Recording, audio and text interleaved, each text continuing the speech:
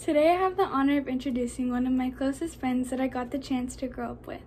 We have gone to the same school together ever since kindergarten, and we have gone to the first day of school together ever since the first grade.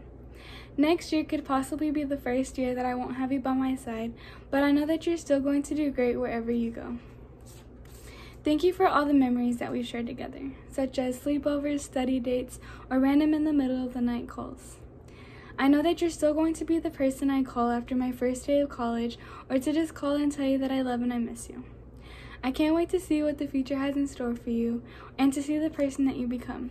Without further ado, here is Anastacia Ortega. Hi, my name is Anastacia Ortega, and I've had a pretty difficult year, but who hasn't? I started my junior year with everything being fine. My family all lived together in Austin. The volleyball season was going great, but that all changed during the second semester. Not only did my season end, but my parents' marriage had also ended on Christmas Day, which marks the first holiday that we had ever spent apart from each other. This was a huge change because not only did my parents have me and my older sisters, but they had adopted my niece and nephew when I was only 6 years old. It was never an issue. I helped raise them, their family. Never realizing how stepping into that role would become so permanent and how dependent they would be on me growing up. My weekends were practically non-existent because all the household things like cooking and cleaning that I would do. I soon realized that I was putting on a role that I shouldn't have had put on, being only 16 years old. Senior year was something I had been looking forward to since I finished my 6th grade year at Ann Richards. I was ready to go off campus and play volleyball with the girls I had been playing with since middle school just one last time. I soon realized that this dream of mine was unrealistic. I would not be able to go back on campus my senior year, and who even knew if the volleyball season would continue. Everything was now virtual and more unpredictable as ever. In April, my dad talked about wanting a change, and one night sat us all down and talked about leaving Austin. By the next month, we had packed everything and started moving it to this new house in Cibolo. Another huge change, going from a big city like Austin to a small town where everybody knew each other. The next discussion were my plans for my senior year. Many long talks with my dad later, I finally made the decision to choose me. I knew what I wanted for my future, and I saw continuing my journey at Ann Richards a part of that future.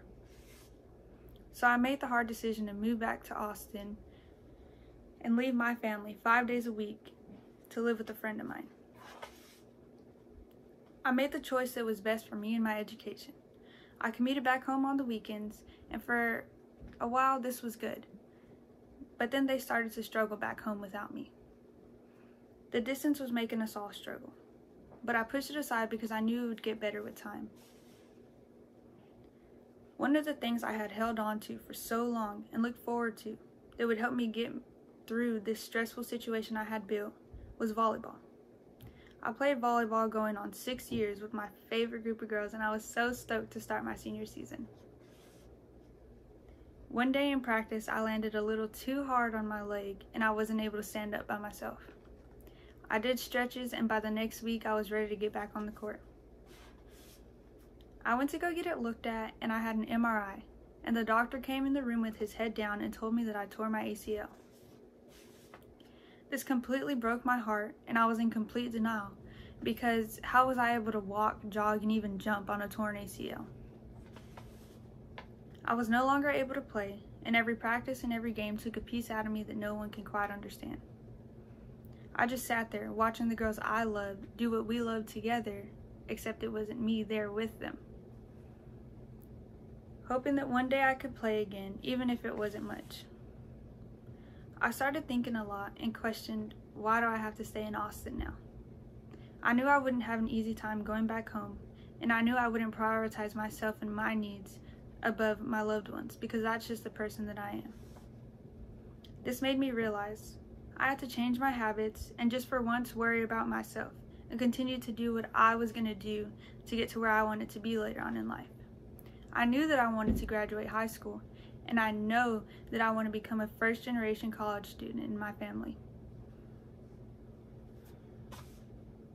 I've become more mature along the way. After my parents separated, I stepped up and helped my family. I became a new mother figure to my younger siblings. This allowed me to gain maturity and responsibility by learning to prioritize my needs and others' needs. Moving back to Austin to stay with the family that wasn't mine taught me to get out of my comfort zone and be grateful that I didn't have an opportunity like this. Tearing my ACL has taught me that I need to take care of myself, not just physically, but mentally. I've been challenged all throughout high school, going to a school that does not take it easy on us. But no amount of schoolwork and projects have come close to losing my mental stability, like the separation of my parents and losing my one and only distraction that I had to get me out of high school. If there is anything that you take away from my speech today, let it be that you're going to struggle in life. But it's up to you to decide how you're going to deal with it. Don't miss out on a chance for your education because it's too hard. But instead, finish school and go do something that will challenge you every day. Lastly, take care of yourself. For me, this was the hardest thing I had to learn to do because I worry about others around me so much that I would rather put their happiness above mine. I finally learned to put my mental and physical needs before anything because of the struggles I have gone through. And now I'm slowly learning to appreciate them because in 10 years I'm going to look back at this and just laugh because I'll be in a good place with a degree and a diploma.